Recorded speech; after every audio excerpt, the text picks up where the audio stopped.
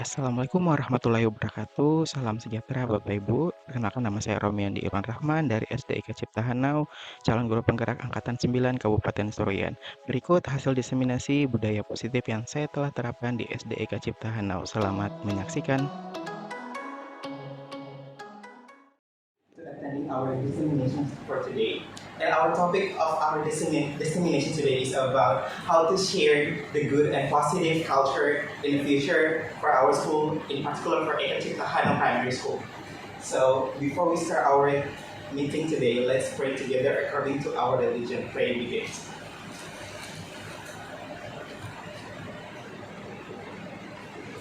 Pray finish. First of all, Honorable or the most honorable, the headmaster or the principal of Eka Cipta Hanau Primary School, Mr. Estianggi Susowidodo. Thank you so much for handling every single step of my dissemination today. And the second of all my colleagues, my friends in this school, all teachers of Eka Cipta Hanau Primary School, and of course, our gratitude will be sent to our God, Allah Subhanahu wa Ta'ala, for every single conditions, in healthy conditions we can meet in this glorious place. Thank you so much for being here. Thank you so much for being cooperative. Baik Bapak Ibu, adapun tema diseminasi kita pada hari ini yakni berbagi budaya positif atau berbagi praktik baik terkait budaya positif atau hal-hal baik yang akan kita terapkan ataupun yang telah kita terapkan di sekolah. Dan hari ini mungkin saya mendapatkan kesempatan pertama untuk mengemukakan atau membangkitkan lagi komunitas belajar kita yang sudah di sekolah yang sempat mati suri dalam beberapa waktu ini. Semoga ini menjadi awal yang baik buat kita ke depannya untuk saling berbagi praktik-praktik baik yang telah kita dapat, baik itu secara akademik maupun akademik, baik secara kognitif ataupun secara soft skill yang kita miliki ke depannya. Mungkin ke depannya bukan hanya dalam bentuk kognitif seperti ini atau bidang akademik seperti ini, tapi juga berbentuk life skill atau apapun yang bisa kita bagi bersama dalam bentuk narasumber ataupun berbagi praktik yang lain seperti cara-cara membuat sesuatu dan misalkan juga bedah buku dan lain-lain seperti itu Bapak Ibu. Untuk hari ini akan saya berikan sedikit penguatan buat kita terkait budaya positif yang telah kita lakukan di sekolah. Baik, silakan. Lanjut. Saya membuka dengan keyakinan kelas, di mana keyakinan kelas ini sudah paling sering kita dengarkan karena di IASF kita udah akrab dengan yang namanya keyakinan sekolah ataupun kelas. Nah, akan tetapi setiap kelas itu saya lihat kita udah masuk di kelas masing-masing. Saya sebagai guru matematika itu masuk di hampir semua kelas dan semuanya sudah menerapkan yang namanya keyakinan kelas. Di mana keyakinan kelasnya di dalamnya saya lihat mungkin kita bisa lihat bersama seperti apa yang sudah kita dapatkan dari penjualan sebelumnya atau sosialisasi sebelumnya terkait IKM. Itu di dalamnya ada kebajikan-kebajikan universal yang mana selaras dengan profil pelajar Pancasila. Kebajikan universal yang otomatis disiplin-disiplin positif yang kita susun bukan dalam bentuk kalimat-kalimat negatif. Kalimat-kalimat negatif itu dalam bentuk misalkan dengan kata tidak atau kata jangan, tetapi kita mengubah kalimat-kalimat negatif tersebut menjadi suatu kalimat positif yang senantiasa itu tidak terjadi atau tidak datang dari satu orang saja yang berkepentingan atau dari guru ke siswanya, tapi merupakan hasil rambukan kita bersama antara wali kelas dan juga siswanya tersebut Bapak Ibu. Kemudian mungkin saya bisa tinjau kembali atau kita bisa tinjau bersama tentang keyakinan sekolah, keyakinan kelas di sini yang kita bisa lakukan dalam tahap-tahapnya. Yang pertama, mempersilahkan warga sekolah atau murid-murid di sekolah ataupun kelas untuk bercurah pendapat tentang peraturan yang perlu disepakati di sekolah ataupun kelas. Yang kedua, mencatat semua masukan-masukan para murid atau warga sekolah di papan tulis atau di kertas besar. Misalkan kertas ukuran poster ataupun juga nanti bisa pakai kertas karton dan lain-lain, di mana semua anggota kelas atau warga sekolah bisa melihat hasil curah pendapat. Kemudian yang ketiga, susunlah keyakinan kelas sesuai prosedur berbentuk pembentukan keyakinan sekolah ataupun kelas. Gantilah kalimat-kalimat dalam bentuk negatif menjadi positif. Nah, contohnya kalimat negatif yang sebelumnya kita jangan berlari di kelas atau koridor. Ini merupakan suatu tindakan yang kayaknya ketika anak dengar ini suatu beban buat mereka ketika dikatakan jangan lari di koridor seperti itu. Jadi kita bisa ganti kata berjalan itu menjadi ayo berjalan saja seperti itu, ataupun berjalanlah di kelas atau koridor, sehingga yang anak pahami adalah oh iya berjalan, bukan dengan kata jangannya seperti itu. Kemudian yang keempat, tinjau kembali daftar surat pendapat yang sudah dicatat, Anda mungkin akan mendapati bahwa pernyataan yang tertulis di sana masih banyak yang berupa peraturan dengan keyakinan mungkin kita sudah tahu bersama Bapak Ibu bahwa ketika peraturan itu hanya mungkin berjalan sebelah pihak saja atau yang memiliki kepentingan. Misalkan saya sebagai wali kelas, misalkan saya berikan suatu beberapa bentuk butir-butir koin yang merupakan peraturan. Di sini anak-anak atau siswa murid kita mau atau tidak mau harus menerima butir-butir peraturan tersebut. Sedangkan kalau keyakinan kelas seharusnya ya semua warga di situ tahu dan mau melaksanakannya itu. Jadi ketika dia melanggar suatu keyakinan kelas, dia tahu konsekuensinya seperti apa ke depannya, karena ini sudah merupakan hasil remukan atau diskusi bersama Bapak Ibu. Kemudian sudah mengalami tinjau ulang secara bersama-sama. Kemudian yang keenam, setelah keyakinan sekolah selesai dibuat, maka semua warga kelas dipersilahkan meninjau ulang dan menyetujuinya dengan menandatangani keyakinan kelas. Jadi setelah ada butir-butir poin dalam bentuk kalimat-kalimat positif yang berisi tentang kebajikan-kebajikan universal yang selaras dengan profil pelajar Pancasila tersebut, kemudian di bawahnya untuk mengesahkan di situ ada tanda tangan antara kita wali kelas maupun anak-anak murid kita. Mungkin kesusahan untuk yang kelas 1 ya Bu ya, bagaimana membubuhkan tanda tangan. Mungkin bisa kita gunakan ide kreatif yang lain, misalnya pakai cap jari mereka, jempol mereka, seperti itu diwarnai. Kemudian keyakinan sekolah atau kelas selanjutnya bisa diletakkan di dinding kelas, ditempatkan di mana tempat tersebut bisa dilihat oleh seluruh warga kelas ataupun siapapun yang masuk di dalam kelas tersebut. Dalam hal ini bisa jadi guru mata pelajaran yang bergantian, jadi guru yang lain pun bisa tahu ada keyakinan kelas pada poin-poin apa saja yang harus mereka kerjakan di dalam kelas. Seperti itu Bapak Ibu. Ya, untuk keyakinan kelas mungkin seperti itu Bapak Ibu, udah setiap kelas sudah diterapkan. Namun saya lihat, saya tinjau lagi, ketika keyakinan kelasnya sudah ada, tapi mungkin dari kitanya lagi yang belum ada sepertinya gitu. Mungkin bisa kita tingkatkan lagi di kantor ataupun sesama guru, kita belum membuat keyakinan bersama. Kita udah menerapkan ke anak kita, tapi belum kita terapkan ke diri kita atau ke sesama kita. Keyakinan apa yang ingin kita wujudkan ke depannya atau yang ingin kita sepakati bersama Bapak Ibu ke depannya. Sehingga keyakinan tersebut bisa kita kita dalami bersama, kemudian kita amalkan di keseharian kita, mungkin di dalam kantor, kemudian setelah dalam kantor, ketika udah sering kita lakukan kan nanti bisa menjadi suatu budaya positif, disiplin positif terlebih dahulu. Setelah disiplin positif akan menjadi budaya positif kita ke depannya.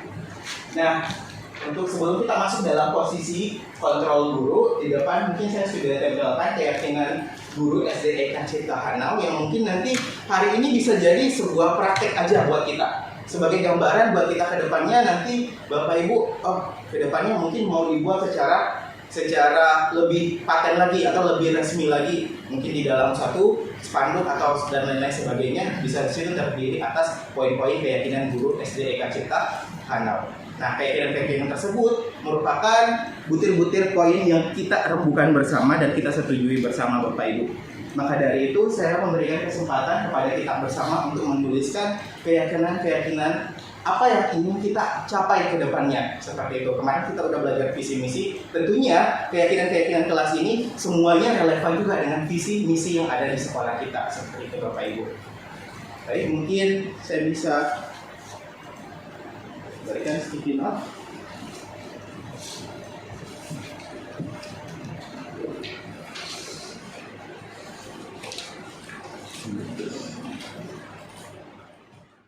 Poin mungkin 1 atau 2, kalau mungkin nanti di situ ada 3, silakan Bapak Ibu, terserah sebanyak yang Bapak Ibu pikirkan seperti itu.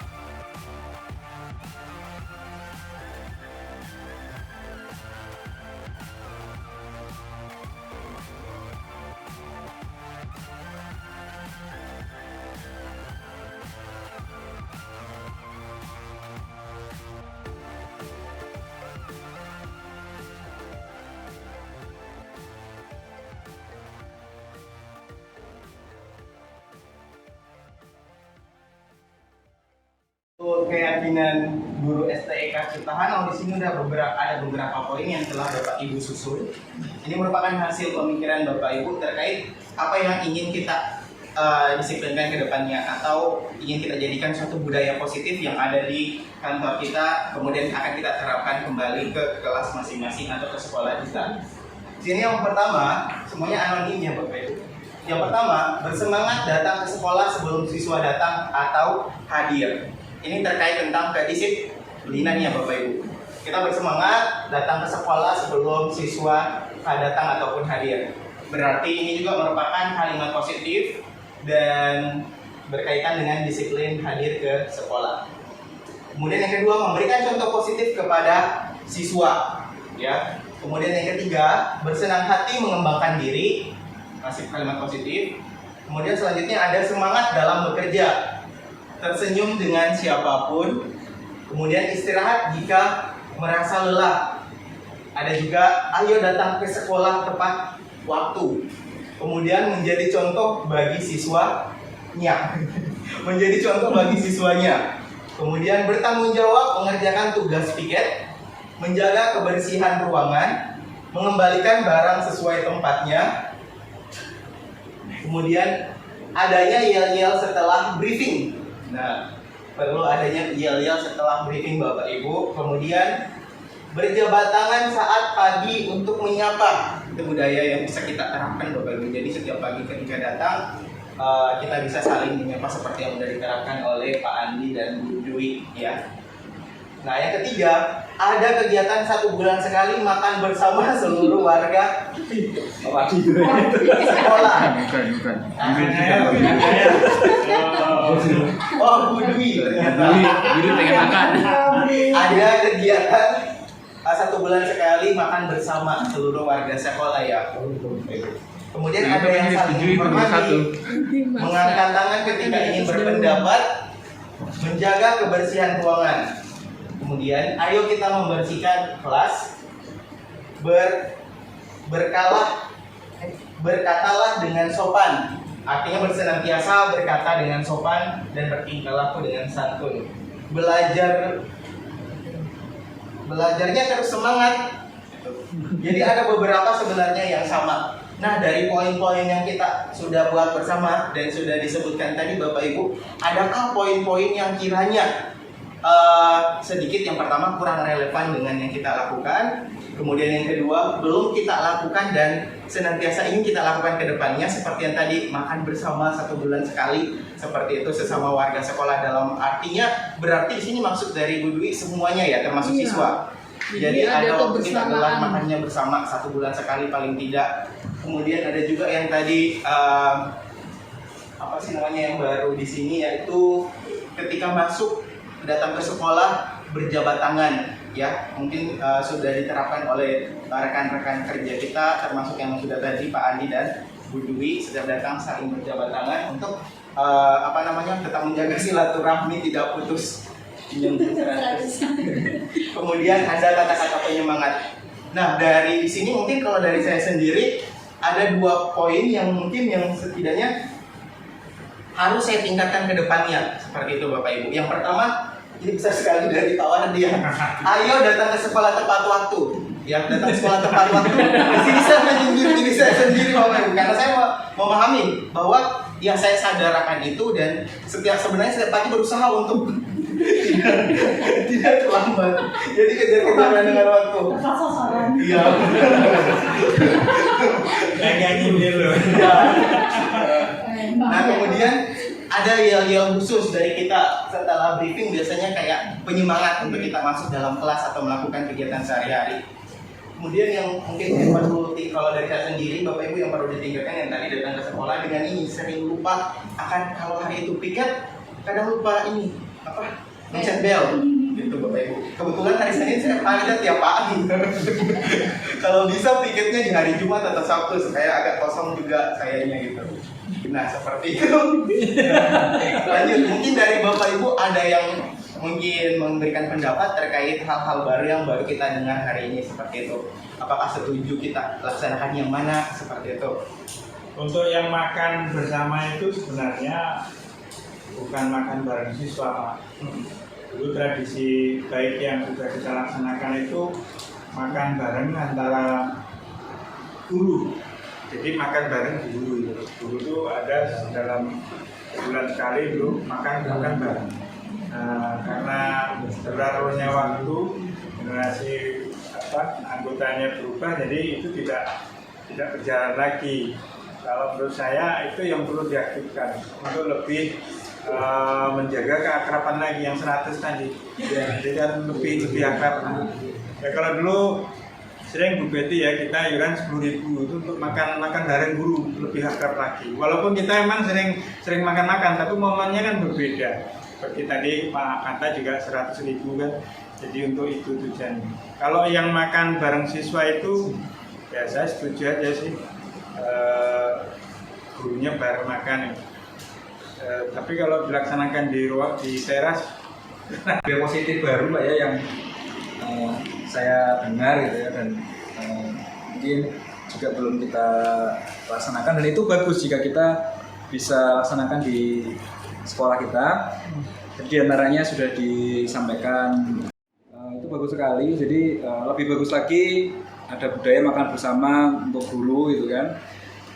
Kalau bisa dijalankan lagi aja. Jadi budaya yang sudah pernah berjalan sebelumnya, yang iuran 10.000 itu kan, nanti sebulan sekali kita adakan makan bersama, dan dengan siswa juga itu.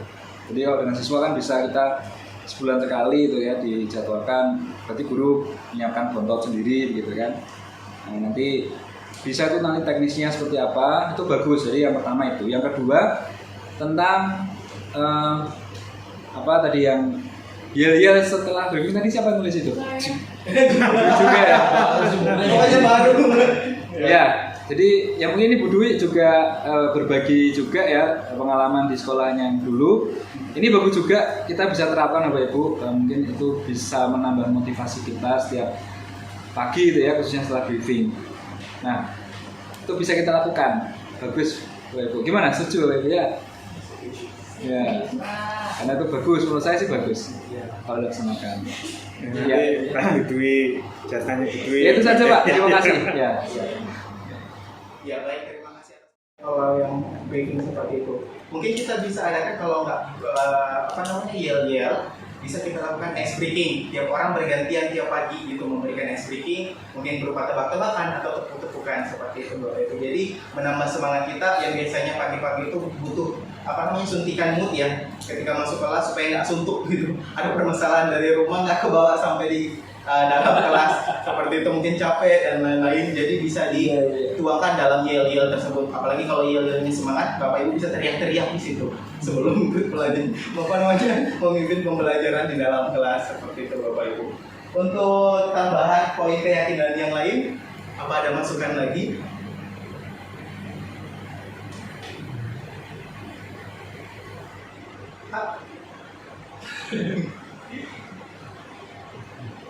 Oh iya, soalnya ini Pak, apa keyakinan ini kan tadi kan Pak Romo juga sampaikan. Jadi di kelas itu kan ada keyakinan kelas itu kan yang dulu sudah pernah dibahas di pelatihan IKM. Itu bisa nanti kita gunakan Pak ini hasil ini. Ya, hasil hari ini. Untuk dibuat seperti inilah, itu kan nanti ada tanda tangan semua guru itu kan atau apa ya. Itu bagus, bisa kita gunakan Pak. Ya. Oke, itu aja. Iya, baik Bapak Ibu. Jadi nanti ke depannya suasana setidaknya menggambarkan hal tersebut gitu loh. Jadi tidak lagi kaku ketika masuk dalam kelas ataupun ice breaking dan lain-lain. Kemudian di kelas ada keyakinan kelas, kita pun juga di kantor ada keyakinan guru SDIK Ciptahan atau keyakinan kantor gitu. Sebenarnya diharapkan nanti semua peraturan-peraturan bisa kita arahkan ke dalam keyakinan sekolah seperti itu Bapak Ibu. Tidak serta-merta memang kita harus ubah namanya aturan, tapi setidaknya mengganti istilah ya yang sebelumnya mungkin ada yang bersifat mengikat atau takutnya kedepannya memberi efek atau dampak negatif terkait motivasi yang nantinya akan kita ikuti bersama tentang teori motivasi tersebut. Kita bisa ubah menjadi motivasi yang nomor 3 atau yang berasal dari dalam diri kita masing-masing. Berarti untuk keyakinan guru SDIK Ciptahan bagaimana Bapak Ibu? untuk setiap poin-poinnya? Apakah semua sudah relevan menurut kita dengan apa yang kita lakukan dan relevan dengan visi misi sekolah kita? Kayaknya sudah deh. Juga ya. Itu kayaknya tadi ada mencakup bermacam-macam karakter. Iya. Karakter baik yang pastinya di situ dari tanggung jawab, disiplin, dan yang lainnya juga. Itu kayaknya sudah masuk. Karakter mungkin yang belum masuk ya, yang berdoa sebelum memulai aktivitas. Iya. Jadi mungkin nanti bisa ditambah lagi yang kurang, kemudian semuanya relevan dengan profil pelajar Pancasila yang terkandung yang terdiri atas 6 elemen tersebut. Baik, untuk keyakinan sekolah kita sudah setidaknya sedikit demi sedikit sudah ada gambaran Bapak Ibu untuk kita ke depannya. Mungkin kita bisa tingkatkan apa yang masih kurang di diri kita, bisa kita lihat keyakinan yang kita sepakati bersama seperti itu Bapak Ibu. Dan mungkin juga nanti ketika di dalam kelas, ketika ada permasalahan kan ini melanggar keyakinan kelas ya Bapak Ibu. Nanti kedepannya bagaimana solusinya akan kita lakukan di proses terakhir daripada diseminasi kita mempraktek. Nah kalau dari guru sendiri nanti kalau yang melanggar keyakinan guru SDIK Cipta Hanau berarti juga akan dilakukan hal tersebut. Tetapi mungkin yang melakukan adalah Bapak Kepala Sekolah atau guru yang dituakan di dalam kantor sini Bapak Ibu untuk melakukan yang namanya segitiga restitusi atau restitusi itu sendiri, proses mencari penyelesaian masalah dari permasalahan yang didapatkan oleh seseorang seperti itu Bapak Ibu. Baik, untuk keyakinan guru mungkin seperti itu Bapak Ibu, dan mungkin kita bisa buat dalam bentuk yang lebih steady lagi dan ready untuk diterapkan Bapak Ibu. Lanjut ke posisi kontrol guru. Ini mungkin kalau kita udah ikut IKM kemarin dari angkatan 5 CGP itu udah membuat video simulasi ya Bapak Ibu. Ada simulasi anak terlambat, kemudian bagaimana posisi guru-guru mengambil kontrolnya ya. Posisi kontrol guru itu ada 5. Yang pertama itu sebagai penghukum. Kemudian yang kedua ada yang namanya pemberi rasa bersalah. Ketiga sebagai teman. Saat itu sebagai guru matematika. Penghukum, nada suara tinggi, bahasa tubuh, mata melotot, dan jari-jari menunjuk-nunjuk atau menghardik peserta didik. Nah, tanpa disadari bahwa seperti ini kalimatnya. Terlambat lagi, pasti terlambat lagi, selalu datang terlambat, kapan bisa datang tepat waktu? Seperti itu, suaranya lebih keras, kemudian tangannya lebih ke menunjuk ataupun perilakunya lebih ke menghakimi seseorang. Dalam hal ini murid kita di sekolah. Hasil yang mungkin didapat dari hal tersebut yakni kemungkinan murid marah dan mendendam atau bersifat agresif. Bisa jadi sesudah kembali duduk, murid tersebut akan mencoret-coret bukunya atau meja tulisnya. Lebih buruk lagi ketika pulang sekolah ada beberapa kasus ban motor, mobil, Bapak Ibu guru mungkin bisa di baretnya atau dibocorkannya karena rasa dendam dengan perilaku kita di sekolah seperti itu. Nah yang kedua, posisi kontrol kita sebagai pembuat rasa bersalah. Pembuat rasa bersalah ini sebenarnya dengan yang pertama itu menyerangnya ke dalam psikis, ke dalam hati Bapak Ibu. Kalau yang pertama tadi masih enak karena anaknya bisa meluapkan. Kalau yang kedua ini anak memendam perasaan itu, jadi berpengaruh pada psikis dia ke depannya. Nah, pembuat rasa bersalah ini nadanya lebih halus, lemah lembut, tapi menusuk ke hati dan pikiran si anak. Dia ingin menyerang ke hati. Ini pun juga pernah saya lakukan Bapak Ibu di dalam pembelajaran selama saya mengabdi sebagai guru. Di sini hasil yang mungkin terjadi adalah murid akan merasa bersalah. Bersalah telah mengecewakan Bapak atau Ibu gurunya. Murid akan merasa menjadi orang yang gagal dan tidak sanggup membahagiakan orang lain. Kadangkala sikap seperti ini lebih berbahaya dari sikap penghukum karena emosi akan tertanam rapat dalam diri murid itu karena dia dipaksa untuk menahan perasaannya. Tidak seperti murid dalam kasus penghukum, di mana murid bisa menumpahkan amarahnya walaupun dengan cara negatif.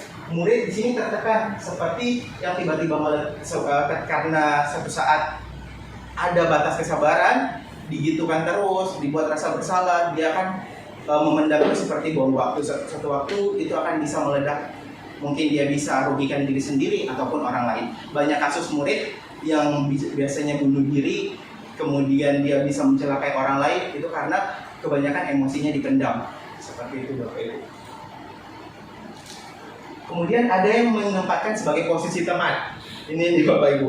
Mungkin nanti ada yang udah dekat dengan muridnya, murid sudah sampai merangkul kita, kemudian saking dekatnya, ya obrolannya udah kayak teman, tapi murid ini tidak sadar akan posisinya karena merasa sudah terlalu dekat dengan kita sebagai guru.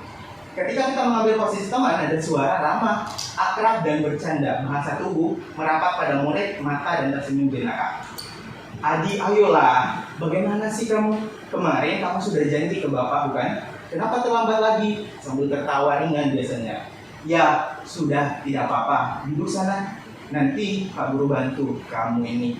Dari hal ini, anak itu lama-kelamaan merasa dekat dengan bapak ibu gurunya. Kemudian mungkin karena dia udah merasa dekat, setiap ada masalah dia ketergantungan dari gurunya, seperti itu. Nggak apa-apa, nanti ada Pak Romi misalkan yang bantu, atau ini Pak Romi dekat juga, seperti itu. Oh, nggak apa-apa, ada Bu Betty bisa dekat juga, seperti itu Bapak Ibu. Jadi anaknya lebih cenderung akan tergantung kepada gurunya ketika menghadapi masalah. Mungkin hal ini pun juga potensi besar terjadi di rumah, seperti itu Bapak Ibu. Kenapa kita sering bentrok antara guru dengan orang tua atau wali murid? Karena ada sistem parenting yang berbeda antara guru dengan orang tua. Biasanya mungkin kita cenderung ambil posisi membuat rasa bersalah atau penghukum. Nah, orang tua di rumah parentingnya adalah bagaimana menjadi teman untuk anaknya, seperti itu. Sehingga mereka nggak pernah yang namanya mukul, nggak pernah yang namanya menghardik. Tiba-tiba di sekolah ada 1-2 orang guru yang mungkin memposisikan diri sebagai penghukum. Kita nggak bisa salahkan hal tersebut karena semua posisi ini berperan penting dalam pengambilan keputusan Bapak Ibu. Kita tidak bisa menyalahkan posisi penghukum itu adalah salah, tidak. Karena ada satu kasus mungkin bisa diambil oleh sang guru untuk diterapkan ketika memang sudah mendesak dan lain-lain. Tapi sebisa mungkin nanti kita akan mengarah ke posisi yang paling tinggi sebenarnya Bapak Ibu. Jadi ketika ada ketidaksinkronan antara cara parenting antara orang tua dengan murid, ini yang biasa jadi benturan. Anak-anaknya lebih manja dari rumah, diarahkan dikit atas konsekuensi dari pelanggaran yang dilakukan, justru mereka lapor ke orang tua marah, seperti itu. Padahal ini bukan hukuman, tapi bentuk konsekuensi atau sanksi dari bentuk keyakinan yang telah dilanggar oleh sang anak, seperti itu Bapak Ibu. Seperti kita ambil contoh, ada beberapa waktu terakhir, itu ada anak murid yang mungkin tidak mengerjakan tugas, tetapi cara penyampaiannya mungkin sudah menganggap hal tersebut sudah diterapkan di rumah, menjadikan orang tua sebagai teman, guru pun dijadikan sebagai teman juga. Padahal gurunya tidak mengambil posisi sebagai teman pada saat itu. Dia merasa terlalu akrab, sehingga kata-katanya mungkin terlalu, kalau kata gurunya mungkin terlalu dekat atau terlalu informal, seperti itu. Bisa dikatakan anak tersebut mengambil tidak sopan dalam bertutur kata kepada orang yang lebih dewasa. Disampaikan ke orang tuanya tidak menyambut positif dengan hal yang dilakukan oleh sang anak di sekolah, seperti itu Bapak Ibu. Sehingga terjadinya benturan. Maka sebenarnya kemarin selain secara prosedural atau strukturalnya dari kita pun juga ada sedikit yang miss, tetapi juga sistem parenting yang berbeda, seperti itu Bapak. Kemudian yang keempat, posisi kontrol guru sebagai pemantau. Kalau pemantau, dia hanya sekedar tahu masalahnya. Misalkan setiap anak salah, nanyakan kesalahannya, ya udah, dia hanya sekedar tahu salahnya seperti apa, konsekuensinya seperti apa. Misalnya terlambat datang ke sekolah, posisi pemantau hanya berdasarkan atas aturan data. Oh iya, kamu terlambat lagi hari ini, ya udah kamu terlambat, tahu konsekuensinya, tidak bisa masuk dalam kelas. Silakan tinggal di dalam kelas selama 15 menit. Setelah istirahat, Bapak akan awasi, Bapak akan pantau untuk mengejar ketertinggalannya. Ini posisi pemantau, seperti itu Bapak Ibu. Nah, kalau posisi pemantau ada suaranya datar, bahasa tubuh formal, seperti itu. Bedanya dengan posisi yang satu lagi, yang terakhir, atau posisi puncak yang kita akan kejar Bapak Ibu, yaitu posisi sebagai manajer. Posisi manajer ini dia cenderung dekat dengan anak, dia dekat. Kemudian dia mengarahkan anak, dia mengarahkan. Posisi pemantau juga di covernya. Tetapi yang membedakan dalam posisi manajer ini adalah sang guru ikut membantu sang anak untuk mencari solusi dari permasalahannya, mengarahkan anak untuk solusi apa yang terbaik yang dapat dilakukan oleh anak dalam mengatasi permasalahannya Bapak Ibu, seperti itu. Contohnya, Adi, apakah kamu mengetahui jam berapa sekolah dimulai? Tahu Pak, jam 7. Ya, jadi kamu terlambat. Kira-kira bagaimana kamu akan memperbaiki masalah ini? Saya bisa menanyakan teman saya Pak untuk mengejar tugas yang tertinggal. Baik, itu bisa dilakukan. Apakah besok ada masalah atau masalah untuk kamu agar bisa hadir tepat waktu ke sekolah? Tidak Pak, saya bisa hadir tepat waktu. Baik, saya hargai usahamu untuk memperbaiki ini. Bagaimana perasaan murid diperlakukan seperti ini? Bisa lanjut, Pak. Nah, perasaan murid ini merasa senang. Artinya apa? Dia mampu menyelesaikan permasalahannya sendiri walaupun ada bantuan daripada gurunya, tapi di situ anak diarahkan untuk berpikir, mencari solusi, tidak lari dengan kesalahannya atau bergantung kepada orang lain. Bentuk contoh lain, mungkin ini salah satu tugas dari kami Bapak Ibu, diminta untuk mengarang sebuah kasus, kemudian membantu anak dalam melakukan segitiga restitusi atau penyelesaian masalah.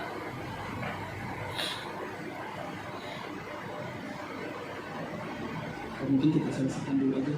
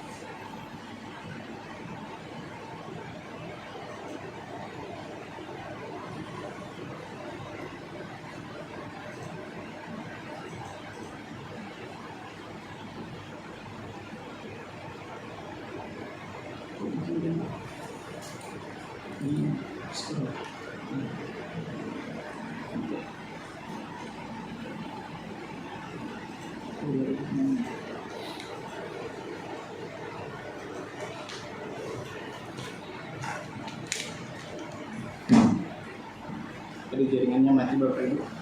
Nah, sebelum kita ke contoh video penerapan daripada segitiga restitusi itu, kita akan ketahui dulu, kita harus bersama-sama mengetahui kenapa diadakan segitiga restitusi. Selain adanya masalah di dalam yang dihadapi oleh siswa kita. Yang selanjutnya adalah di situ kita akan mencari tahu ketika ada permasalahan tersebut, kebutuhan apa yang tidak terpenuhi pada murid kita sehingga terjadi anomali atau pelanggaran yang dilakukan oleh peserta didik kita. Sedangkan kebutuhan dasar itu ada 5. Kebutuhan dasar itu terdiri dari kebutuhan hidup atau survival, bagaimana kita mencari makan, minum, dan lain-lain. Itu kebutuhan dasar kita. Kemudian ada kebutuhan akan cinta, kasih, dan rasa diterima.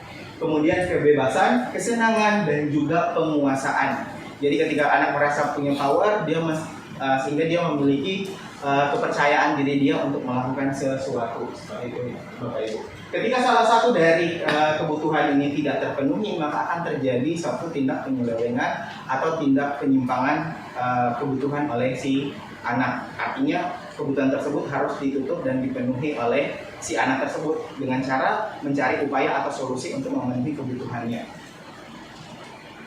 Nah, selanjutnya terkait kebutuhan, ada juga terkait motivasi. Teori motivasi ada 3. Motivasi yang pertama mungkin untuk kita melakukan sesuatu ya karena kita takut akan aturan, kita takut akan hukuman. Nah, jadi ada motivasi eksternal. Yang pertama, motivasi kita melakukan sesuatu kegiatan karena kita menghindari ketidaknyamanan atau hukuman. Maka kita melaksanakan aturan tersebut. Karena kalau tidak dilaksanakan akan dapat pukulan, cambukan, kemudian jewer dan lain-lain atau disuruh menyapu halaman sekolah full seperti itu Bapak Ibu. Kemudian motivasi kedua oleh anak ataupun kita sendiri melakukan sesuatu karena kita ingin mendapatkan imbalan ataupun penghargaan dari orang lain. Misalkan si anak mau mengerjakan tugasnya karena nanti akan diberikan hadiah oleh pak gurunya atau ibu gurunya seperti itu.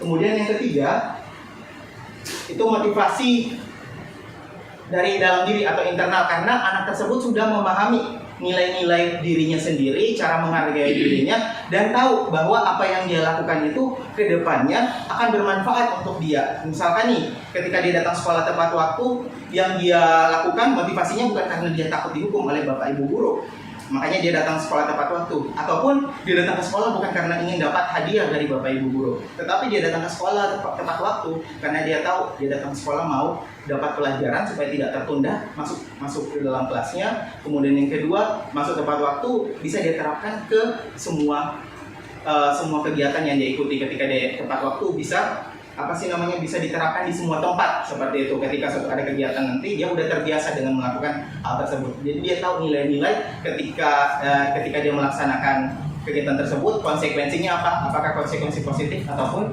negatif Bapak Ibu.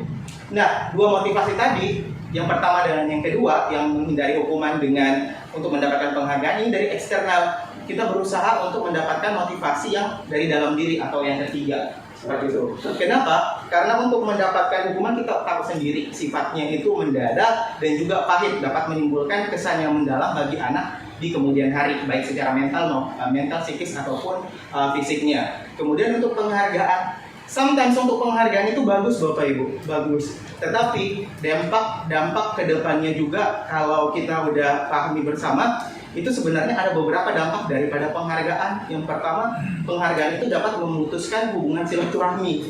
Jadi seperti ini, ketika dia berteman, yang dapat penghargaan cuma ke kawannya, belum tentu yang secara harfiah manusia, teman yang satunya lagi, senang akan hal tersebut. Bisa menimbulkan keirian, dengki, dan lain-lain. Ataupun yang kedua, ketika misalkan pembagian raport diadakan peringkat, yang mendapatkan hadiah adalah peringkat 1, 2, 3. Yang tidak mendapatkan peringkat akan merasa gagal. Kemudian dia merasa cenderung minder dengan teman-temannya yang lain. Kenapa? Karena dia tidak masuk dalam jajaran orang-orang tersebut. Dan yang terjadi adalah plot-plot atau strata satu sama lain. Ada yang si pintar, si kurang mampu, dan lain-lain. Seperti itu Bapak Ibu. Makanya pemberian penghargaan perlu diperhatikan dulu. Sebisa mungkin kita menghargai anak-anak sesuai dengan bakat dan kemampuan mereka masing-masing. Misalkan di dalam kelas ketika terima rapor, ada yang sering datang hadir tepat waktu, mungkin kita berikan penghargaan atau apresiasi sebagai si paling rajin. Kemudian ada yang paling aktif, mungkin bisa kita katakan si paling aktif. Jadi setiap anak punya penghargaan sesuai dengan minat dan bakatnya. Seperti itu Bapak Ibu, ataupun karakteristiknya.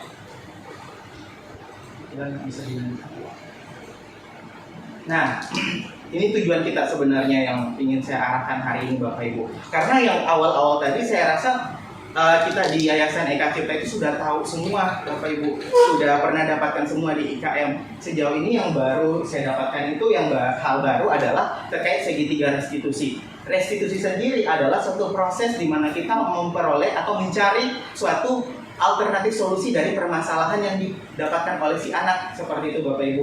Jadi ada 3 tindakan yang kita lakukan. Yang pertama, menstabilkan identitas. Dalam menstabilkan identitas ini, kita akan berupaya anak untuk merasa nyaman terlebih dahulu berbicara dengan kita. Kemudian mengingatkan kembali bahwa tidak apa-apa melakukan kesalahan. Setiap manusia pasti pernah melakukan kesalahan. Tetapi kita lakukan di langkah yang kedua, validasi tindakan yang salah. Mereka harus memahami bahwa yang salah akan tetap menjadi salah dan tidak akan dibenarkan.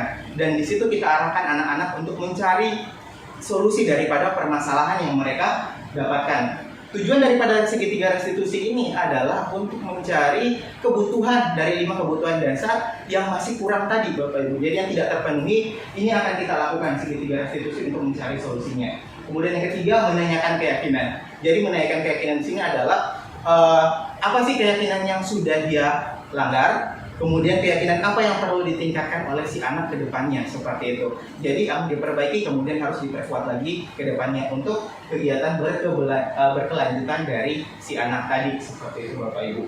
Nah, salah satu contoh kegiatan restitusi yang mungkin kita lakukan di sekolah, seperti yang saya sudah jelaskan tadi, dalam bentuk salah 2 sih. Ini merupakan kasus kedua. Kami disuruh buat 2 kasus tindak pelanggaran di sekolah. Kasus yang pertama itu yang saya angkat adalah anak-anak bermain kadang merusak sesuatu, memecahkan kaca jendela, tidak hati-hati, dan yang dituntut di situ adalah sikap bertanggung jawab dari anak. Kemudian yang kasus kedua, mungkin yang sebagai contoh kita pada hari ini, yaitu terlambat datang ke sekolah Bapak Ibu.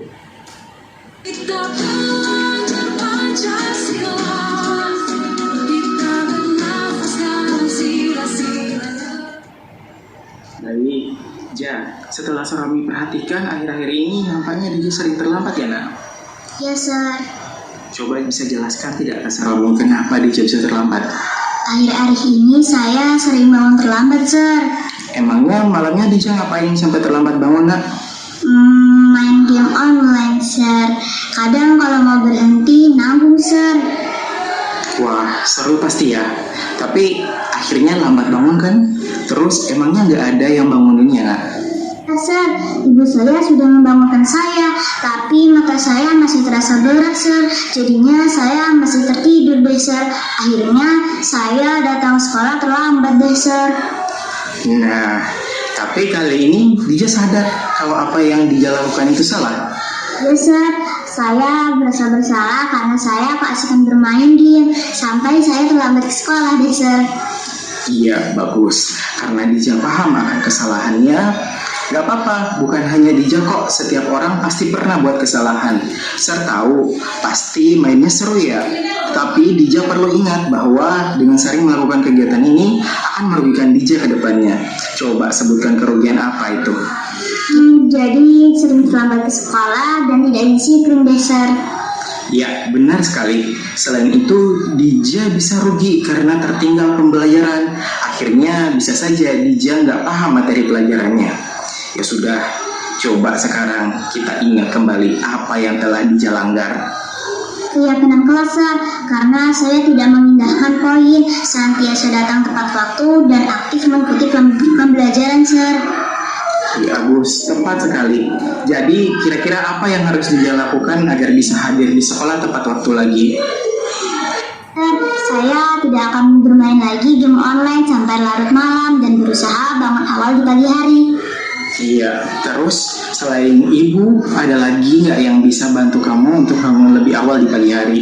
Nanti saya bisa mengatur alarm jam 4 sampai jam setengah 5 Sir, agar saya tidak terlambat lagi Sir. Bagus, Suami setuju itu. Nah, kedepannya poin apa dari keyakinan kelas kita yang perlu ditingkatkan? Sir, poin senantiasa datang ke sekolah tepat waktu akan saya penuhi dan juga saya akan aktif dalam pembelajaran Sir. Ya, bagus sekali itu Dija. Tetap semangat ya nak. Dija pasti bisa datang tepat waktu lagi. Terima kasih ya Sir. Iya, kalau gitu Dija boleh kembali ke kelasnya lagi ya nak. Terima kasih ya Sir. Iya.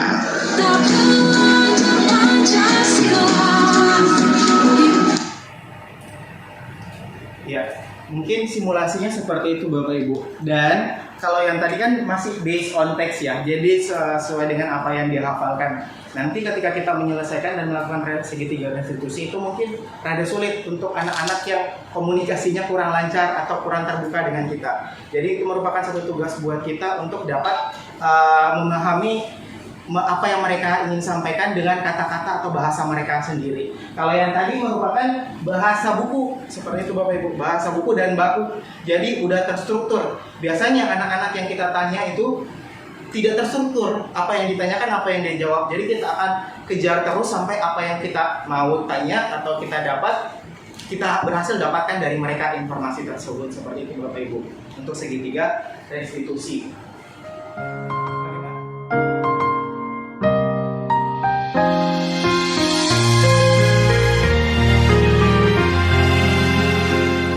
Senja yang datang di ujung langit, hadirkan jingga yang cemerlang. Ayo Kak, lempar lebih tinggi Kak. Iya Ja, kamu siap ya? Aku lempar nih, kamu yang tangkap, oke? 1, 2, 3. Yah, ini sih gampang banget. Coba yang kenceng dan kuat Kak. Yah, lemah. Ya mau gimana lagi Toja? Kan aku nggak tahu. Sini aku yang coba. Tunggu Ja, hati-hati loh. Nanti bolanya kena kaca jendela. Iya bawel. Astaga. Tuh kan, kamu sih. Gimana dong ini? Pecah dah jadinya. Iya, aku tahu. Tapi kan aku gak sengaja. Gampang sih, aku tinggal bilang bapak aku aja buat gantiin kacanya. Yang benar. Iya. Permisi Sir, boleh saya masuk gak Sir? Oh, Eka. Ayo nak, sini masuk. Ya Sir. Duduk dulu. Ayo, ada apa nih? Biasanya jam istirahat nggak nemenin si Romi. Sekarang ada apa? Coba dijelaskan. Begini Sir, tadi itu aku sama Dija kan main bola. Terus Dija itu melempar bolanya tuh kuat banget Sir. Akhirnya bolanya tuh langsung kena jendela. Pecah deh jendelanya. Jendelanya pecah ya? Iya. Jendela di mana tuh? Jendela perpustakaan Sir. Yang dekat taman itu ya? Iya. Terus Dijanya sekarang di mana? Lagi di luar Sir. Tadi sih saya mau ajak ke sini, tapi Dijanya nggak mau. Katanya takut dimarahin sama si Romi. Nggak apa-apa, hasil sebenarnya. Baik, nggak apa-apa, nanti Seromi panggil Dijanya. Dan juga terima kasih ya Kak sudah memberitahukan masalah ini ke Seromi. Ya, Sir. Iya, kalau gitu Eka boleh balik ke kelasnya nanti. Terima kasih ya, Sir. Iya, nah. Boleh saya masuk, Sir? Oh, Dija. Ayo nak, sini masuk. Ya, Sir. Ya. Nah, duduk dulu nah. Iya. Senyum-senyum. Tahu kenapa Seromi panggil Dija ke sini? Ya, Sir. Masalah kaca jendela perpustakaan kita, Sir. Iya. Tadi Eka udah konfirmasi ke Romi dan sekarang Romi mau konfirmasi ke Dija nih, gimana dalam ceritanya kok sampai pecah kaca jendelanya? Tadi setelah makan tuh, kita tuh main lempar bola di dekat taman. Terus aku tuh mau contohin Eka cara melemparnya. Tapi aku melemparnya terlalu kuat, Sir. Terus kena kaca jendela, Sir. Oh gitu ya. Jadi Dija senang main lempar bola. Ya, Sir. Kadang sama Eka sama teman-teman di rumah, Sir. Wah, itu seru ya mainnya ya. Iya, Sir, sampai keringetan. Bagus. Sebenarnya sih Seromi senang punya murid seperti Dija, Eka dan kawan-kawan. Kenapa? Karena aktif, bergerak, kemudian ceria. Tapi untuk kasus kali ini, Dija paham tidak salahnya di mana? Soal pecahin kaca jendela ya. Benar sekali, bagus kalau udah paham. Tapi Seromi di sini bukan mencari siapa yang salah, siapa yang benar, ya. Tapi yang perlu Dija paham bahwa setiap orang nggak apa-apa, it's okay. Buat kesalahan pun juga nggak apa-apa. Karena kita manusia pasti pernah buat kesalahan. Nah, Seromi maka dari hal tersebut kita mesti bertanggung jawab terhadap kesalahan apa yang kita buat. Kira-kira untuk mengatasi kesalahan tersebut apa solusi dari Dija? Ya, saya tinggal minta bapak saya buat gantiin jendela kaca, Sir. Iya, sebenarnya sih Seromi percaya nih kalau Dija nanti pulang ke rumah nyampein ke orang tuanya, ke bapaknya buat gantiin jendela itu bisa. Bahkan 100% jendela yang diganti lebih bagus daripada yang sebelumnya. Tetapi nih, sebelum ke orang tua, Seromi sarankan alangkah lebih baiknya apakah ada cara lain yang bisa kita gunakan atau yang Dija gunakan untuk menyelesaikan permasalahan ini. Kan saya nggak punya uang, Sir. Gimana mau belinya? Tapi kalau soal bantu-bantu, saya bisa kok, Sir. Nah, Dija ini bisa membantu nih, dan belum bisa menghasilkan sendiri ya. Hari Sabtu nanti, Pak Joko itu akan memperbaiki jendelanya. Di situ Dija bisa datang untuk membantu Pak Joko dalam memperbaiki jendela tersebut. Bagaimana? Bisa, Sir. Saya. Nah, berarti nanti kita di hari Sabtu setelah Pak Joko memperbaiki jendela tersebut, kita datang, Dija bersama Seromi datang untuk membantu Pak Joko dalam memperbaiki jendela tersebut. Siap? Ya, siap. Nah, good job. Nah, dari kelas kita kemarin kita buat apa itu? Iya, teman-teman. Keyakinan kelas. Keyakinan kelas kita buat bersama ya. Iya. Nah, dari keyakinan kelas tersebut, apa kira-kira poin penting yang harus Dija tingkatkan keyakinannya di masa yang akan datang? Saya harus memperhatikan ketika saya lagi bermain dan juga harus bertanggung jawab. Bagus sekali, tepat. Nah, untuk bermain boleh-boleh saja, bermain untuk kesenangan boleh-boleh saja, tetapi dengan satu catatan, tetap harus memperhatikan keselamatan dan bertanggung jawab terhadap lingkungan sekitar kita. Paham ya? Ya, Baik, untuk itu di hari Sabtu nanti setelah jam istirahat, Seromi tunggu nih. Kita sama-sama ke perpustakaan untuk membantu Pak Joko memperbaiki apa tadi? kaca jendela. Kaca jendela yang pecah, yang hari ini pecah oleh Dija. Nanti kita bertanggung jawab sama-sama.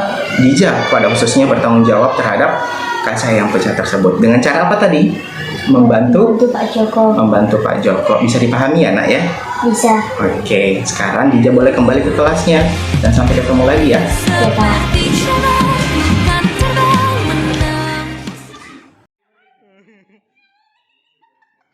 Baik Bapak Ibu, di sini dapat kita lihat bersama keseruan daripada Bapak Ibu guru SDIK Cipta Hanau dalam mengambil posisi kontrol guru, baik sebagai penghukum, kemudian pemberi rasa bersalah, sebagai teman, memantau dan juga manajer kemudian bagaimana mereka belajar dari kasus 1, 2, 3, dan 4 yang telah disajikan, serta melakukan segitiga restitusi dalam serangkaian kegiatan dalam hal menentukan solusi atau membantu para murid menentukan alternatif-alternatif solusi yang dapat diperolehnya, kemudian dapat dilakukan sehingga murid dapat lebih bertanggung jawab terhadap apa yang telah mereka perbuat atau kesalahan yang mereka telah langgar dari keyakinan-keyakinan tersebut, dan selanjutnya dapat memperkuat ataupun mendukung keyakinan yang akan ditingkatkan di kemudian hari sehingga ia percaya bahwa apa yang dia kerjakan merupakan nilai-nilai baik, merupakan suatu kebajikan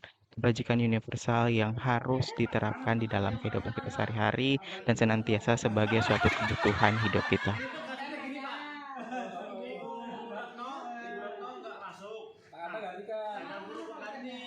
Nah, kita berdua itu nggak mengerti saya baru masuk iya. Ada guru pengganti.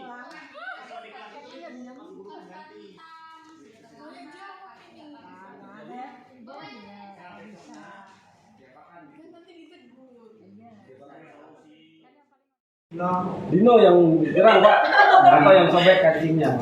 Berapa kancingnya yang hilang? 3. Jatuh bisa 3, gimana tadi? Tapi saya emosi Pak, karena waktu bermain dia mengejek saya dan saya tarik bajunya sampai terlepas juga Pak. Yang ada Dino. Iya. Terus kamu jadi Dino di sini. Saya Dino. Terus entah apa benar yang diceritakan di Dino tadi? Betul Pak, tadi Dino sampai mendorong saya kancing saya Pak. Balik lagi jadi entah Anto kan sebagai tanggung jawabmu. Ini kancingnya Anto kan? Dino ya. Kancingnya Dino gimana nanti cara supaya Dino itu Dino dimarahi ibunya di rumah. Anto. Kalau Anda dimarahi ibunya di rumah, apa yang harus kamu lakukan? Saya gimana kalau saya lem Pak? Dilem ya, dilem atau lepas. Kamu bisa jahit nggak? Iya di luar. Nggak bisa Pak. Nggak bisa jahit.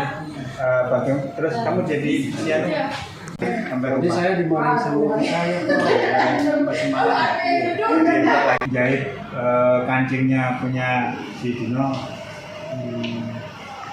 Tapi saya tidak bisa Pak. Bagaimana kalau kamu belajar menjahit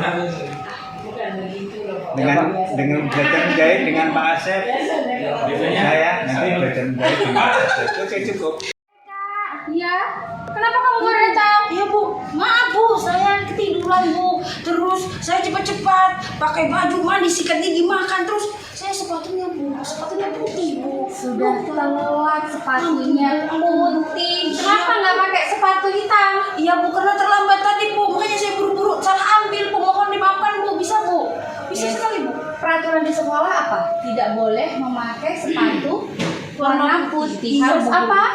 Harus menerima sanksi Bu. Iya, harusnya sepatunya warna apa? Warna hitam Bu. Warna hitam. Iya, Bu. Jadi sudah tahu salahnya apa? Iya Bu, guru salah sepatu warnanya warna Iya, putih. karena sepatunya salah, ya. Jadi kamu harus siap menerima konsekuensinya. Apa konsekuensinya?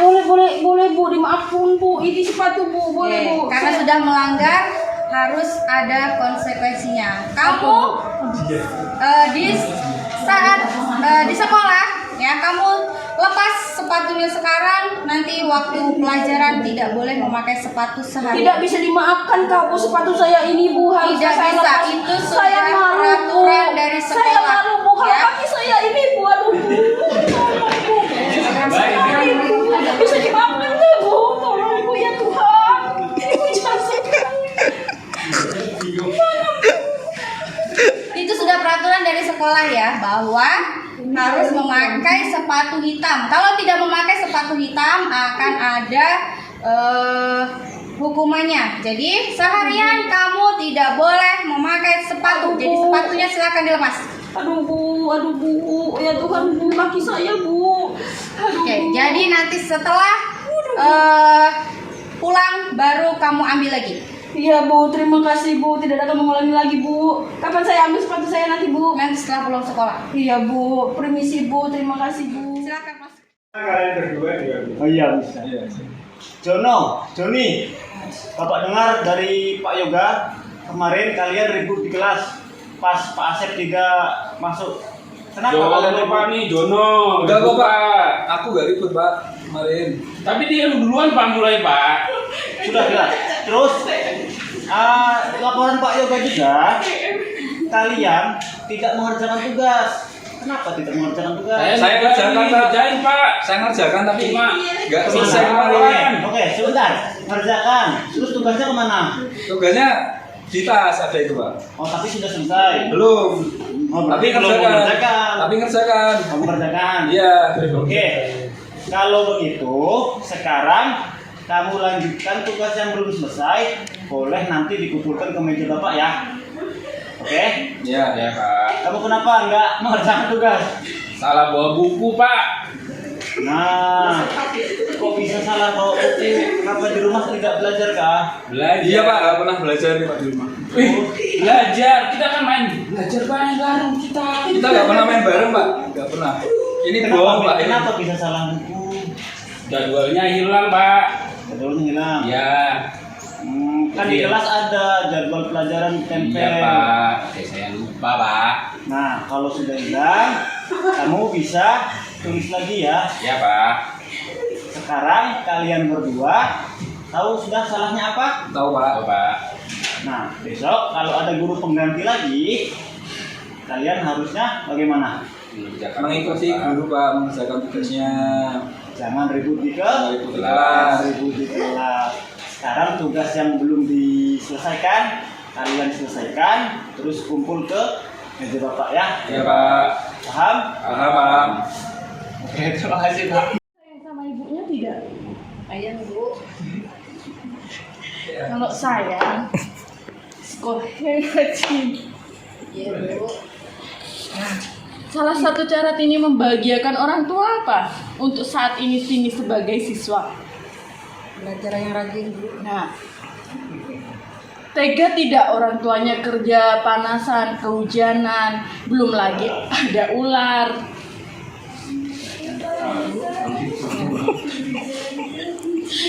Makanya Tini harus rajin sekolah ya Kak. Iya Bu. Oke, sekarang cuci mukanya, kita belajar lagi. Siap Tini? Iya. Bisa berubah? Bisa Bu. Oke. Well, that's all for about our disseminations today, ladies and gentlemen. Thank you so much for being cooperative for every single step that we followed. And the last one, I just really hope that we can follow the steps of triangular institutions in the future. And I just really hope that our schools, which means Eka Cipta Hana Primary School, will be goes to the best schools in Central Borneo. And I just really hope that we always keep our own collaborative and being cooperative in every single meeting, every single activities. Thank you so much for every chance that has been given to me. Thank you so much for the headmaster of Eka Cipta Hana Primary School. Thank you so much for all the colleagues, all my friends as the teachers in the school. Last but not least, before we go home, let's pray together according to our religion. Pray begins. Pray finish. Terima kasih Bapak Ibu. Wah, iya itulah hasil diseminasi yang telah kami terapkan di SDEK Cipta Hanau pada hari Sabtu 21 Oktober 2023 kemarin Bapak Ibu. Bagaimana, seru bukan? Sekian dari saya, salam guru penggerak, tergerak, bergerak, dan menggerakkan.